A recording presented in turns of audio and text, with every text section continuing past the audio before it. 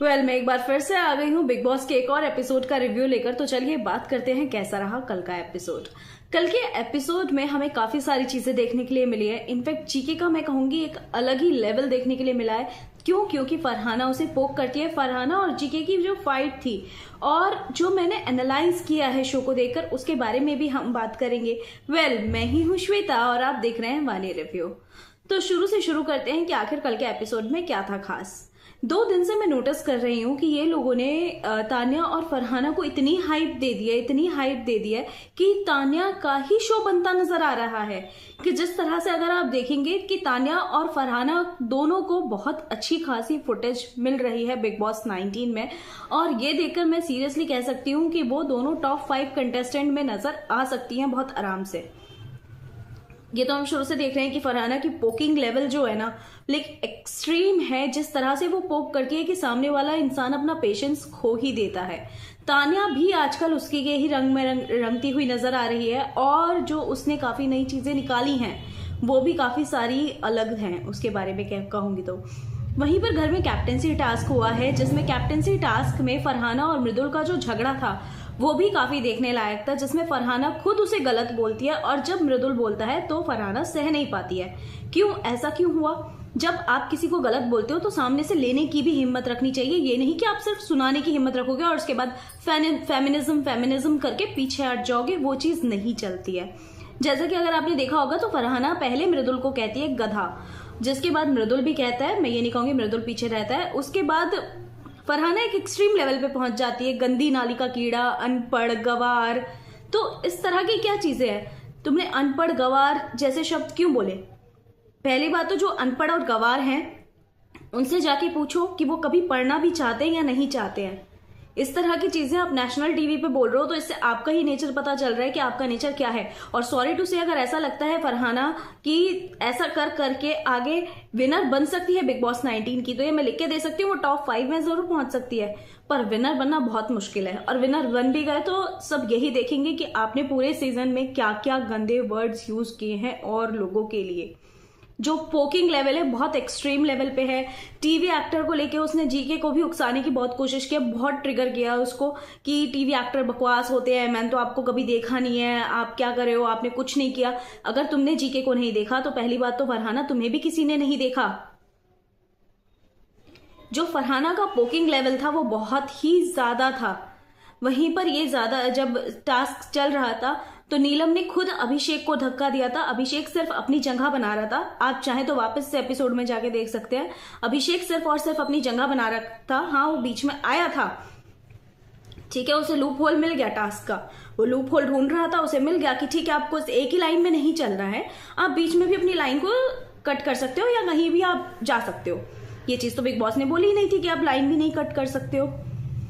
तो ये चीज की वजह से नीलम ने उसे धक्का दिया और नीलम फिर खुद ट्रिगर हो गई। और उसके साथ इस तरह के लेवल पे क्या ये सब चीजें उठनी नहीं चाहिए कि आप फिजिकल हो रहे हो?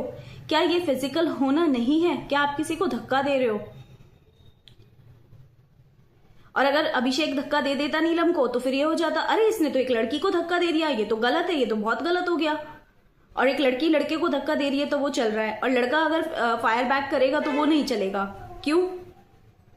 क्या सारे राइट्स लड़कियों नहीं लेने हैं? अगर धक्का दे रहे हो तो फिर लेना भी सीखो। और ये बात अभिषेक की बिल्कुल सही है, जो उसने अंदर जाके कुनिका को बोला कि भाई अगर तुम मुझे धक्का मारोगे, और नीलम को भी उसने यही बोला कि धक्का मारोगे तो फिर मैं भी मारूंगा।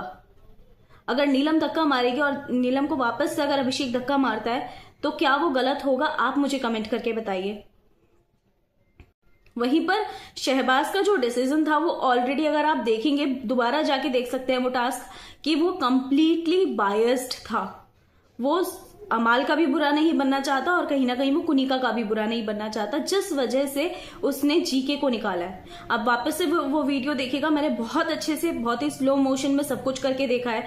जब हुआ ये था, पहले गौरव खन्ना थे, उसके पीछे मालती थी, मालती के पीछे अमाल था और अमाल के पीछे कुनिका थी।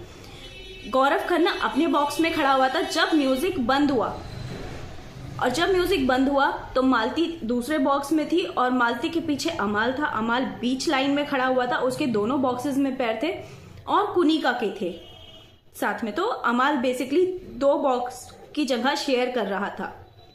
मालती और कुनिका से। तो जाना मालती और गौरव को, मालती और अमाल को चाहिए था, या मालती अमाल और कुनिका, या अमाल और कुनिका को जाना चाहिए था। बट यहां पर शहबाज का डिसीजन लेता है कि मालती एंड जीके इन दोनों ने गलत किया। उसका सॉन्ग चलते हुए पैर कहीं भी हो उसको देखने के लिए नहीं कहा था, पर यहाँ पे शहबाज का डिसीजन कंप्लीटली बायस था। उसने किसी भी तरह से सही डिसीजन नहीं लिया। और ये बात है भी कि जीके कैप्टन बनना चाहते हैं, वो स्टार्टिंग से कैप्टन बनना चाहता है, 10 हफ्ते हो गए, वो भी चाहता है एक बार कैप्टन बनना। बट हाँ, ये जो डिसीजन था शहबाज का वो कंप्लीटली बायस था। उसने अमाल और कुनिका की वजह से ये डिसीजन लिया है, जिसके बाद अमाल बन भी गया कैप्टन। अब खैर ये बात भी सही है कि फरहाना अब उसका जीना मुश्किल कर देगी। वहीं पे आप अगर बहुत अच्छे से नोटिस करेंगे तो आपको पता चलेगा कि अमाल कितना दोगला है।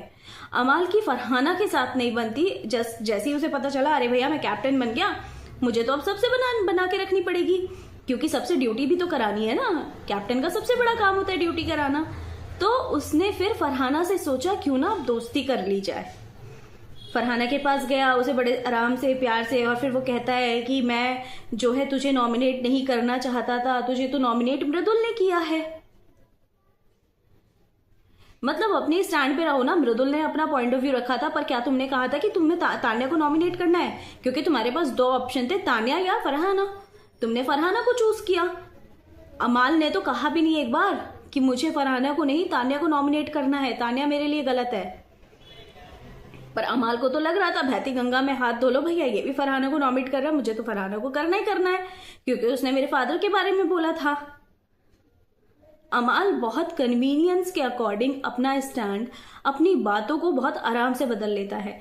आप कैप्टेंसी के बाद दोबारा जाके देखिए, अगर आपको मेरी बातों पे डाउट है तो आपको पता चलेगा कि अमाल बहुत कन्वीनियंस के अकॉर्डिंग अपनी चीजें बदल रहा है, अपने रिलेशंस बनाता और बिगाड़ता है। अमाल को लगा कि अब मुझे फरहाना की जरूरत है, तो वो फरहाना के पास गया, बट उसने देखा यहाँ तो मेरी दाल नहीं गलेगी।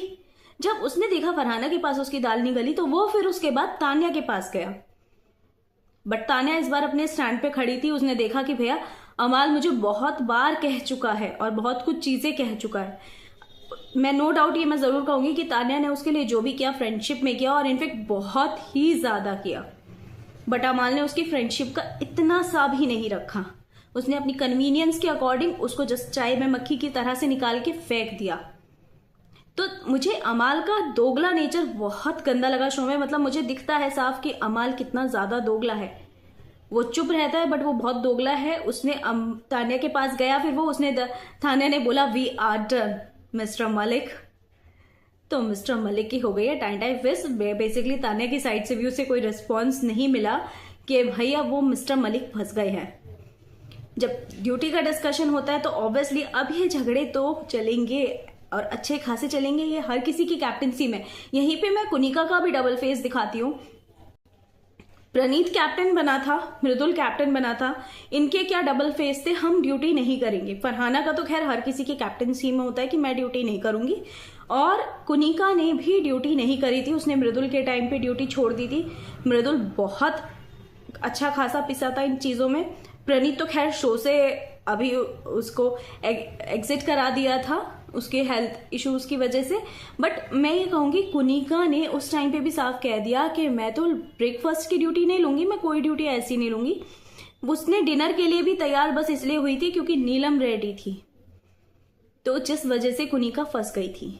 बट इस टाइम क्या होता है, मैडम वॉलेंटरली सेड कि भाई मैं तो ब्रेकफास्ट भी बना दूंगी अब सबके लिए, जिसको ब्रेकफास्ट करना है, 5 लोगों को ब्रेकफास्ट करना है, मैं बिना हेल्पर के ब्रेकफास्ट बनाऊंगी भाई, और मैं वॉशरूम भी ऑल्टरनेट डेज पे साफ कर दूंगी। तो मुझे इसमें कुनिका का बड़ा डबल एटीट्यूड लगा कि भाई डबल बहुत ही दोगला खेल रहे हो। एक टीम के लिए ऐसा रवैया और दूसरी टीम के लिए ऐसा रवैया। चलो ठीक है तुम्हारी दूसरी टीम से नहीं बनती, बट ऐसा भी क्या हो गया। तो यहाँ पे आपको सबके जो डबल फेस हैं वो बहुत अच्छे से देखने के लिए मिलेंगे। मैं अमाल का डबल फेस देख के सीरियसली बहुत शॉक थी। मुझे स्टार्टिंग में नहीं लगा था, बट मुझे जब मैंने बहुत गौर से देखा तो सीरियसली वो हर किसी के पास अपने मतलब से जाता है, अपनी कन्वीनियंस के अकॉर्डिंग जाता है। उसे जब दिखता है मुझे जिससे फायदा है वो उसकी तरफ फेस करता है, और जब दिखता है उससे फायदा नहीं है उसके बाद वो अपना फेस हटा लेता है। वहीं पे फरहाना का पोकिंग लेवल इतना ज्यादा था जीके के लिए कि जीके को वो बोलती है कि भाई तुम तो टीवी से आए हो, तुम्हें तो देखा भी नहीं है, तुम किस तरह के हो, तुम कोई सेलिब्रिटी नहीं हो, कुछ नहीं हो। तो भाई अगर जीके कुछ नहीं है तो तुम अपनी सोचो, तुम क्या हो। ये बात तो तुम्हें भी पता है, जैसे ही तुम नॉमिनेशंस में आते हो तुम्हारी अच्छी खासी लंका लग जाती है और तुम्हें पता होता है कि तुम नॉमिनेशन से बचोगे कैसे। वो डर साफ दिखता है चेहरे पे। जिस तरह का जो पोकिंग स्टार्ट करती है ना फरहाना हर हफ्ते, वो सिर्फ इस वजह से कि मैं नॉमिनेशंस में ना आ जाऊं या नॉमिनेशन से किसी भी तरह बच जाऊं। वेल, आपका क्या है कहना, क्या जीके को इस तरह का पोक करना फरहाना के लिए सही था? क्या टीवी एक्टर्स के लिए आप बहुत आराम से कैसे भी अपनी कन्वीनियंट के लिए अकॉर्डिंग बोल दोगे कि टीवी एक्टर्स कुछ नहीं है, बकवास है? तो जो बिग बॉस शो आ रहा है वो भी टीवी पर ही आ रहा है, वो थिएटर में रिलीज नहीं हो रहा है। वेल, आपका क्या है कहना, जीके और फरहाना के मुद्दे में कौन है सही? क्या जीके के साथ जो शहबाज ने किया वो बिल्कुल सही था? मुझे कमेंट करके जरूर बताइएगा।